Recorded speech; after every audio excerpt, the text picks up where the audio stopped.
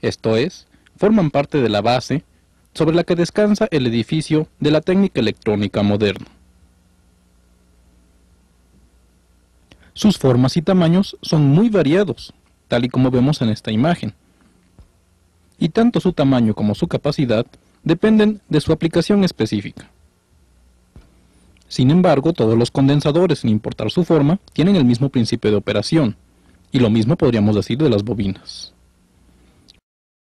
Veamos ahora algunos experimentos. Ha llegado el momento de hacer algunos circuitos de prueba utilizando condensadores. Y para ello nos auxiliaremos de la tablilla protoboard. El circuito que vamos a realizar es el que se muestra. Como puede ver, se trata de una fuente de voltaje de 9 volts de DC, un interruptor de 2 posiciones y un tiro, una resistencia de 10 kiloohms y un condensador de 100 microfaradios, al cual está conectado en paralelo un voltímetro. Este voltímetro puede ser digital o de aguja, dependiendo del que usted posea.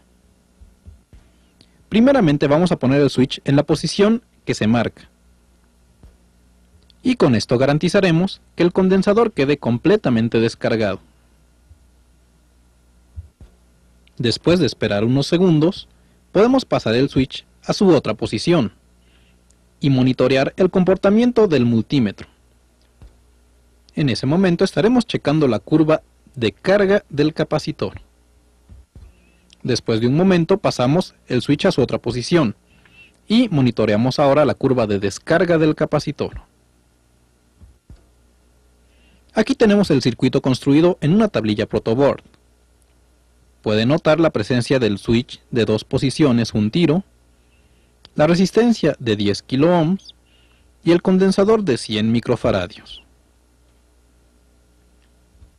Por la línea roja se están alimentando los 9 volts de DC y por la línea verde está la conexión hacia el multímetro, mientras que la línea café nos está sirviendo de referencia de tierra. Veamos ahora el comportamiento del circuito.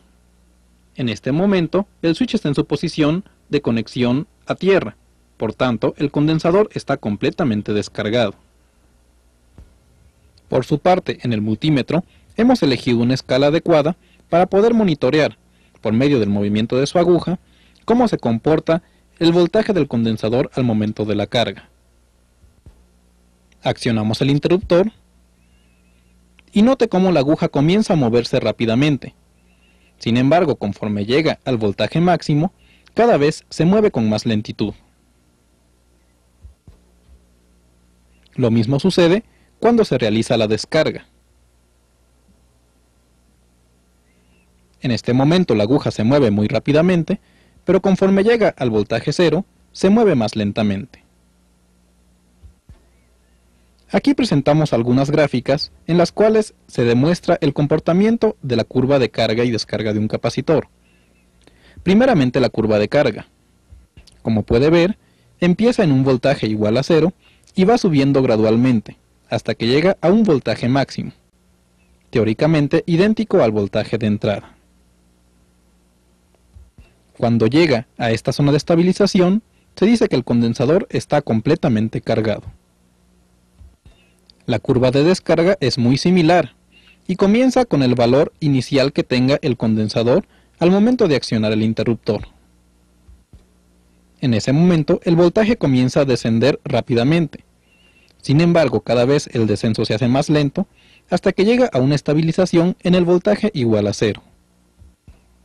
Cuando se ha llegado a este punto, se dice que el condensador está completamente descargado. Veamos ahora otro par de curvas, pero ahora las que corresponden al comportamiento de la corriente de un capacitor. En este caso, al momento de accionar el switch y que se inicia la carga, la corriente inicial es muy grande, prácticamente como si en vez de condensador hubiera un cortocircuito. Sin embargo, esta corriente lentamente va disminuyendo hasta que llega a un valor prácticamente igual a 0, En ese momento se dice que el capacitor está completamente cargado. Lo mismo puede decirse del caso de la descarga de un capacitor. Sin embargo, como ahora la corriente sale de él, se dice que se tiene una corriente negativa. Y esta corriente irá disminuyendo en el tiempo hasta que llega a un valor igual a 0. Al llegar a este punto, se dice que el condensador está completamente descargado.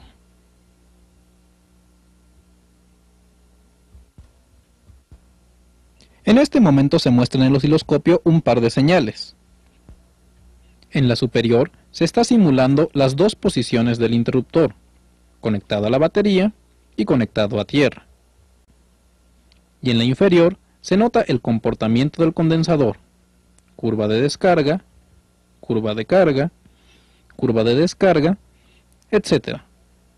Como puede ver, la gráfica es muy similar a las que acabamos de estudiar, tanto para el periodo de carga como para el periodo de descarga. Veamos ahora la forma de probar el estado de un condensador, utilizando para ello única y exclusivamente un multímetro, en su modalidad de ómetro o medidor de resistencia. Lo primero que debemos hacer es descargar por completo el condensador, y para ello ponemos en cortocircuito sus terminales. Posteriormente, conecte las puntas de prueba del multímetro y vea el comportamiento de la aguja. Note que al momento de hacer contacto, la aguja se desplaza hacia la derecha y luego lentamente regresa a su posición izquierda.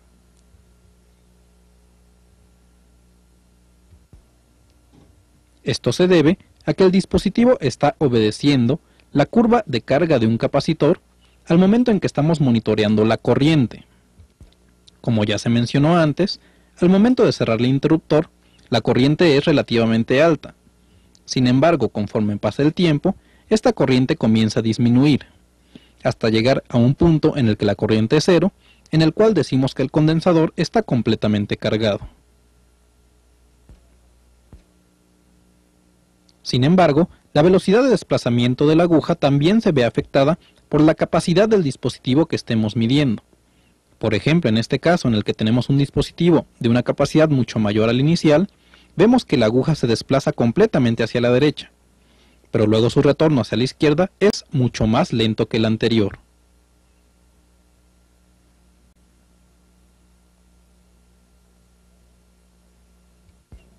Por el contrario, cuando utilizamos un dispositivo con una capacidad mucho menor, veremos que el movimiento es casi instantáneo.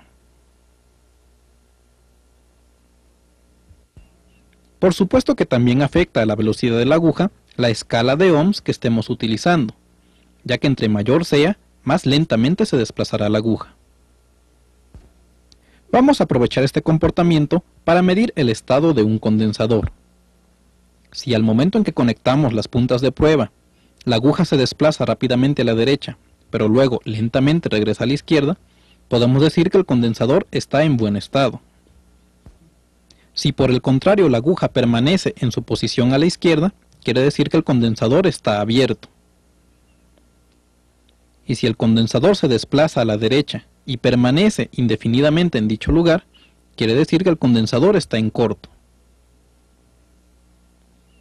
Por último, si la aguja se desplaza hacia la derecha, pero luego al momento de regresar se detiene en alguna parte a la mitad del camino, quiere decir que el condensador tiene fugas y tarde o temprano nos dará problemas.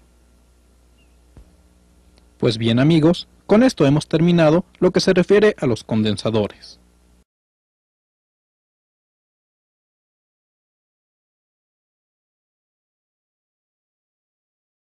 Siempre que hablamos de bobinas, inmediatamente llega a nuestra mente una imagen como la que vemos en nuestra pantalla.